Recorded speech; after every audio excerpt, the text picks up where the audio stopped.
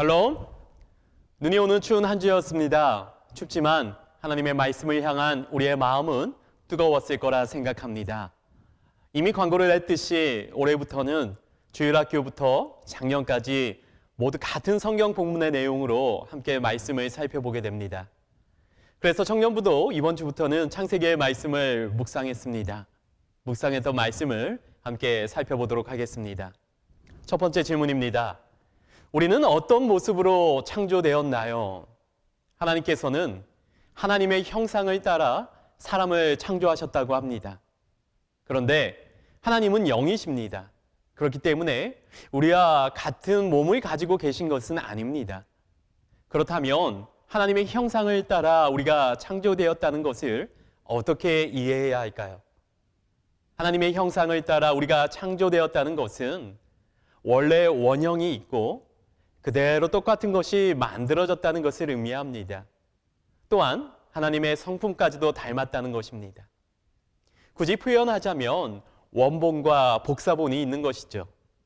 우리의 모든 것이 하나님의 계획 가운데 우리가 창조된 것이고, 그런 우리는 하나님을 원형으로 해서 창조된 하나님의 백성인 것입니다. 우리는 이 내용에서 아주 중요한 사실 한 가지를 생각해 볼 수 있습니다. 우리는 어떤 사람을 보면서 저 사람 왜 저러지? 어떤 때는 그 사람이 너무 싫기까지 합니다. 때로는 사람에 대한 실망감으로 마음이 힘들 때도 있습니다. 그 사람을 멀리하기까지도 합니다. 하지만 오늘 말씀에서 뭐라고 하고 있나요? 우리는 하나님의 형상대로 창조된 하나님의 백성입니다. 누구에게나 하나님의 형상이 있습니다. 그렇다면 그 사람도 하나님의 형상을 갖고 있는 것이죠. 나뿐만 아니라 그 사람에게 희망과 소망, 기대가 있습니다. 누구에게나 하나님의 원형이 남아있기 때문입니다.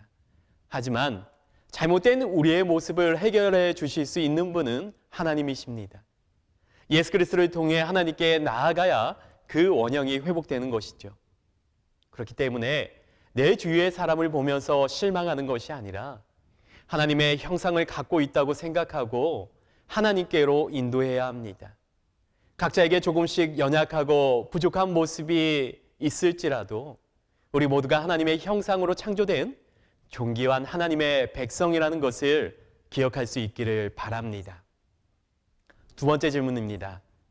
하나님께서 인간을 창조하시고 어떤 특권을 주셨나요?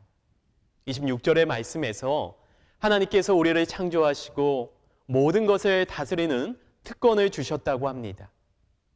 우리는 자칫 잘못하면 다스린다는 의미를 왜곡해서 생각할 수도 있습니다.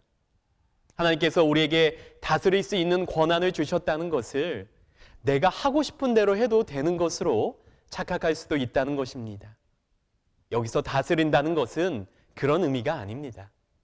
하나님의 뜻을 따라 창조 질서에 맞게 다스리는 것입니다. 하나님께서 세상을 창조하시고 그것을 우리에게 맡기신 것입니다. 위임하셨다는 것이죠.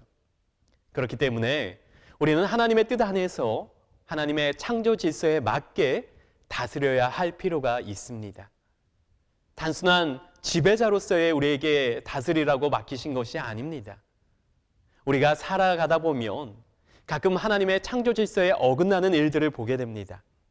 예를 들어 하나님께서 우리에게 먹을 음식을 허락하신 것은 가장 기본적으로 우리가 그 음식을 통해 에너지를 얻고 활동할 수 있도록 하기 위함입니다. 그런데 그 음식을 다스리지 못하고 음식을 악용해서 좋지 않은 방향으로 사용한다면 그것은 분명히 하나님의 뜻이 아닌 것입니다. 그렇기 때문에 항상 우리는 세상의 것들을 대할 때 하나님께서 창조하신 뜻이 무엇인지 생각할 필요가 있는 것입니다. 내가 하고 싶은 대로 마음대로 다스리는 의미가 아니라 하나님께서 우리에게 맡기신 본연의 뜻을 따라 다스리는 것이 우리에게 주어진 역할이라는 것을 생각할 수 있기를 바랍니다. 세 번째 질문입니다. 하나님께서 인간을 창조하신 목적은 무엇일까요? 첫 번째 질문과 연결해서 생각해 볼 수 있는 문제입니다. 우리들 중에 카페에 자주 가는 청년들이 있을 것입니다. 그때 그 카페가 어떻게 장식되었는지, 분위기가 어떤지 살펴봅니다. 때로는 이쁜 카페가 있다면 일부러 찾아가기도 합니다.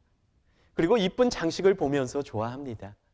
그런데 우리가 잘못 생각하면 안 되는 것이, 하나님께서 세상을 창조하시고 인간을 창조하신 것이 하나님께서 이쁘게 보기 좋게 장식하듯이 한 것이 아니라는 것입니다.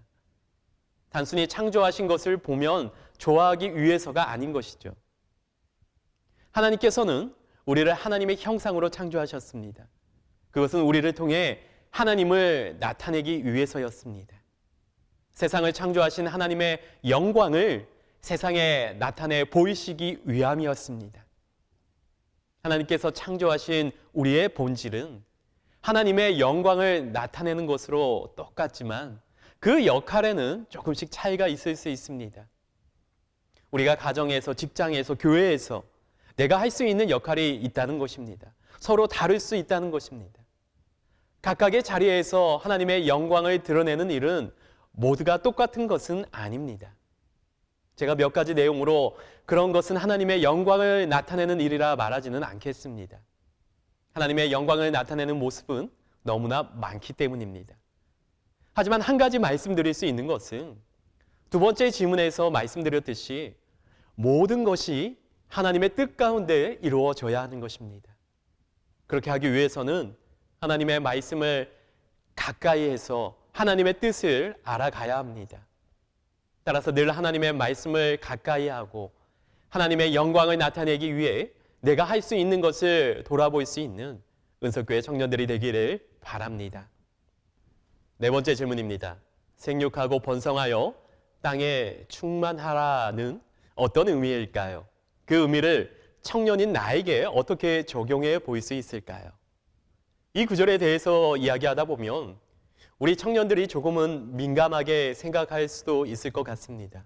왜냐하면 이 구절의 의미를 단순히 사람이 많아지는 것으로 받아들여서 결혼 문제 그리고 자녀 문제로 이어질 수 있기 때문입니다. 번성하라는 의미를 가정과 연결시켜서 꼭 결혼하고 자녀를 낳으라는 간접적인 의미로 받아들이는 경우도 있기 때문이죠. 그런데 저는 이 구절의 의미를 앞선 구절과 연결해서 생각해 보기를 원합니다. 오늘 본문의 제목이 무엇인지 기억하나요? 하나님의 형상입니다. 우리 인간은 하나님의 형상으로 창조되었다는 것입니다. 가장 핵심인 내용이었죠. 생육하고 번성하여 땅에 충만하라라는 의미도 결국에는 하나님의 형상을 가진 사람들이 많아지는 것입니다. 첫 번째 질문에서 제가 우리에게 조금 연약하고 부족한 모습이 있을 수도 있다고 했습니다. 다른 말로 하면 죄로 얼룩진 우리의 모습을 말하는 것입니다. 하나님의 형상이라는 원형은 가지고 있지만 그것을 가로막는 것이 죄입니다. 그런데 하나님의 형상을 회복하기 위해서는 예수 그리스도를 통해 하나님께 나아가야 한다고 했습니다. 바로 이것입니다. 하나님의 형상을 따라 하나님의 뜻을 드러내는 사람들이 많아지는 것이 바로 이 구절이 우리에게 알려주는 의미입니다. 그래서 저는 청년들이 성교적인 의미로 이 구절을 생각해 볼 수 있기를 바랍니다. 생육하고 번성하여 땅에 충만하라라는 것은 죄의 형상을 가진 사람들이 많아지는 것이 아니라 하나님의 뜻을 따라 하나님의 형상으로 세상을 살아가는 사람이 많아지게 하는 것입니다. 그러기 위해서 우리 청년들이 하나님의 말씀을 전하고 하나님께 나오는 사람이 많아질 수 있도록 선교사로서의 삶을 살아갈 수 있어야 할 것입니다. 올 한 해 하나님의 말씀을 전하고 하나님 나라의 일꾼으로 부름받았다는 것을 고백하는 은석교회 청년들이 되기를 기도합니다. 마지막 질문입니다. 하나님의 형상으로 창조된 나에게 필요한 모습은 무엇인지 자신이 생각하는 가장 중요한 한 가지를 말해 봅시다. 앞선 질문에서 하나님의 형상으로 창조된 우리에게 필요한 모습에 대해서 가장 근본적인 내용을 이야기했습니다. 하나님의 뜻, 즉 창조 질서에 맞게 이 세상에서 살아가야 하는 것입니다. 그리고 죄로 인해 얼룩진 우리는 예수 그리스도를 통해 하나님께 나아가야 하나님의 형상이 회복된다는 것입니다. 또한 하나님의 뜻을 드러내는 사람들이 세상에 많아질 수 있도록 선교적인 삶의 자세가 필요하다는 것입니다.